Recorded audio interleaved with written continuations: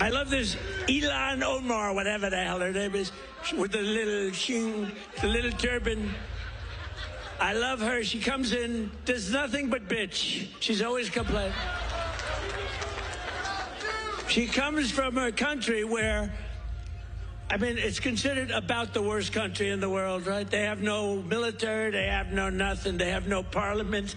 They don't know what the hell the word parliament means. They have nothing, they have no police. They police themselves. They kill each other all the time. I love it. She comes to our country, and she's always complaining about the Constitution allows me to do this. We ought to get her the hell out. She married her brother in order to get in, right? She married her brother. Something jarring happened on camera when Donald Trump started talking about Ilhan Omar. He did not argue policy. He questioned the contrast. He pointed to the country she came from, a place he described as lacking structure, law, and order, and then compared it to America. His point landed hard. How does someone escape chaos, arrive here, gain power, and spend years condemning the very system that gave that chance? That moment framed everything that followed.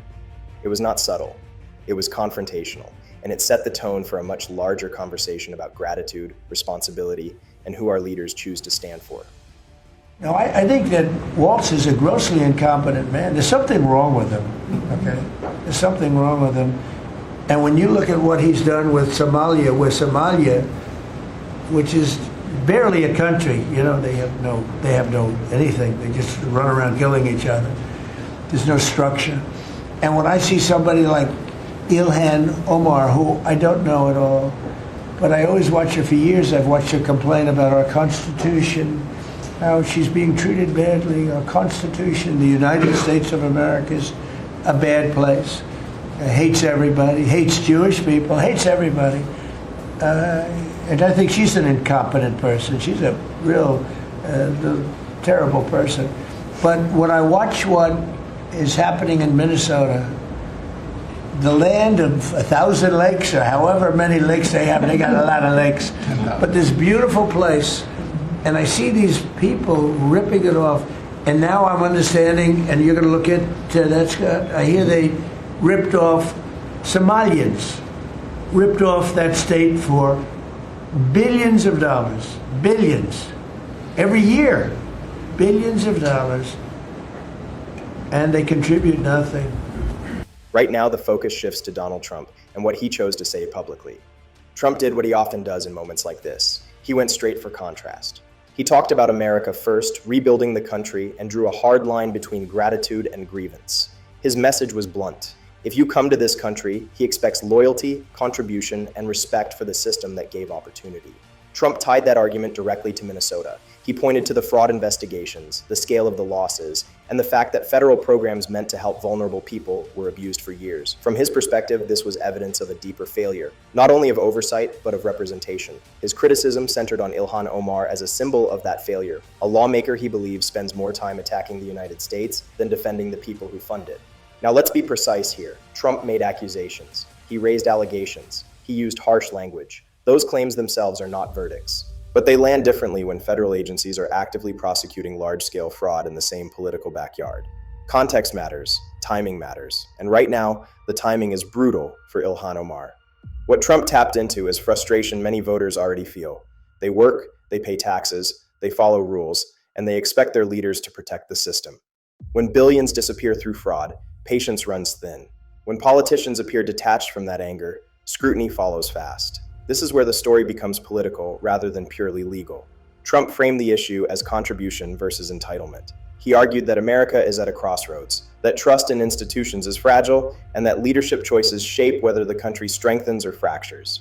You may agree or disagree with his tone, but the argument resonates because it connects fraud, immigration, and accountability into one conversation. And here's the part people cannot ignore. Trump did not wait for court outcomes to speak. He spoke to sentiment. He spoke to perception. Politics moves faster than prosecutions. Once a narrative takes hold, responses matter more than explanations. So when allegations swirl around Ilhan Omar, around oversight, around proximity to scandal, the burden shifts. Voters expect clarity. They expect leadership focused on Americans first. Trump's comments intensified that expectation. They forced the issue into the open. This chapter is still unfolding. Investigations continue. Politics accelerates. And every word spoken now carries weight, because trust, once shaken, does not reset easily. Here is how Ilhan Omar reacted to Trump's words.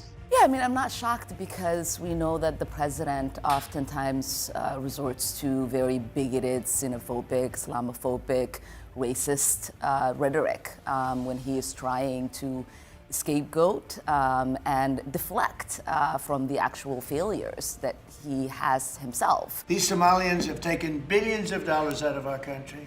They've taken billions and billions of dollars. They have a representative, Ilhan Omar. She should be thrown the hell out of our country. And most of those people, they have destroyed Minnesota. It is important for us, one, to remind folks that we are Americans. We're not going anywhere, and we will continue to be in this country. And two, that Minnesotans are resilient, and we will continue to thrive. What is the practical effect on the Somali community when the president says things like that? I mean, it creates fear. There is a possible danger that a lot of the people who follow the president have exhibited violence in many cases, especially in my case, whenever he has said something about me that is derogatory or says I'm a threat to the country. I've gotten death threats. There's so many people that have been incarcerated over the years that have been encouraged by the president's words. And so there is fear for Somalis, not just in Minnesota, but across the country, that some of these people might attack and harm them. After those comments aired, Ilhan Omar went to CNN and framed the moment as scapegoating and deflection. She told Jake Tapper she expected this language and treated it as familiar political noise. That response matters because it shows where she chose to steer the conversation. Instead of addressing substance, oversight, or timing, she focused on motive. That move shifts attention away from accountability and toward grievance. Here is the problem with that strategy right now. The backdrop has changed. Federal agencies are charging dozens of people. Convictions are stacking up. Programs tied to her district cite under a microscope. When that is the context, dismissing criticism as deflection sounds thin. Voters want answers that line up with facts on the ground, not framing battles on cable news. Her reaction also avoided a basic question many Americans keep asking. What role did leadership play while warnings accumulated? Fraud on this scale does not appear overnight. It grows through approvals, renewals, and silence. Saying guardrails were weak admits risk existed. Risk without intervention becomes responsibility. That is the gap people see and keep pressing. The fraud angle does not disappear because a politician feels targeted. Investigations move on evidence, not emotions. Networks of shell companies, sham vendors, and laundering trails do not care about rhetoric. They care about who signed off, who delayed, and who benefited from the system continuing as it was. That is why the story keeps widening. There is also a credibility issue tied to priorities. Americans expect their representatives to fight for constituents, protect public money, and respond decisively when programs get abused. When a lawmaker spends more time explaining why criticism feels unfair than explaining how failures will be fixed, confidence erodes. Optics matter because they signal focus. Critics connect these dots and see a pattern. Public support for expansive programs paired with insufficient oversight. Loud moral language paired with quiet administration. Then, once enforcement arrives, a pivot to victim framing. That sequence fuels skepticism, especially when federal action accelerates after years of delay. None of this requires assuming guilt. Accountability lives between innocence and neglect. Leadership gets judged on decisions and timing. The question is not whether attacks sting. The question is whether systems were protected when protection was needed. This moment forces a choice for Ilhan Omar. Engage the facts directly, outline what failed, and show how it gets fixed. Or continue treating scrutiny as a distraction. One path steadies trust, the other deepens doubt. The public is watching closely now, not for talking points, but for clarity. Fraud cases move forward, oversight tightens, and reactions, especially under pressure, tell voters exactly where their leaders stand. One thing we haven't heard you specifically react to is the Minnesota fraud that we've seen play out. Well, it just doesn't get worse. I'd reacted. It's almost not even believable. This very stupid, low IQ governor, he's a very stupid man because, I had a campaign against him with JD, and he's a stupid man, and he's a corrupt politician, and the Somalians are ripping off our country to the tune of, looks like $19 billion, but that's only what they can find. So usually when you're looking at 19, that would mean it could be 50, but the numbers are astronomical. Think of it, they have a dead country. They don't have government, they don't have anything. They don't have a military. All they do is run around shooting people and trying to capture ships. We don't let them take ships anymore. You know why? We use the same exact missile on them. Trump did not stop there. When asked directly about the Minnesota fraud, he leaned in. He tied the investigation to leadership failure and described the scale as staggering. Billions, not millions. Numbers so large they challenge belief. His point was simple. Fraud at that level does not happen quietly. It grows under weak oversight and political protection. He widened the argument beyond Minnesota. He spoke about Somalia as a country with instability and contrasted that with the opportunity America offers. In his framing, people arrive here to escape chaos, yet some end up exploiting the system instead of contributing to it. That contrast fuels his anger and explains why his language turns sharp. Trump also linked enforcement abroad with enforcement at home. He argued that firm action stops abuse, whether it involves piracy overseas or fraud inside federal programs. His message was consistency.